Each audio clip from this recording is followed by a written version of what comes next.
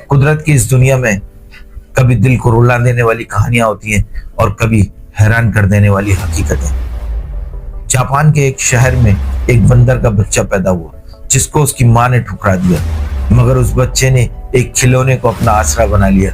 वो नरम खिलौना जिसको वो अपनी माँ समझने लगा, और आज वो उस खिलौने को नहीं छोड़ता, क्योंकि जज्बे और एहसास सिर्फ इंसानों में नहीं होते, जानवरों में भी होते हैं। ये कहानी हमें सबक देती है कि जब हमारे अपने हमारे पास हो तो हमें हमेशा उनकी कदर करनी चाहिए। चलिए अब चलते हैं ऑस्ट्रेलिया, जहां रहता है एक अनोखा जानवर वोम्बैट।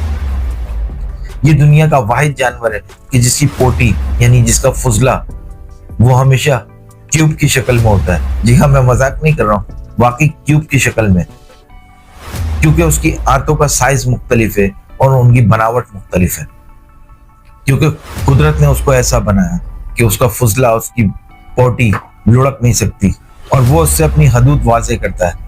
तो एक तरफ जज्बात की गहराई और दूसरी तरफ कुदरत की डिजाइनिंग। तो कुदरत हमें रोज कुछ नया सिखाती है, मगर सवाल एक पैदा होता है कि क्या हम सीखना चाहते हैं, क्या हम समझना चाहते हैं।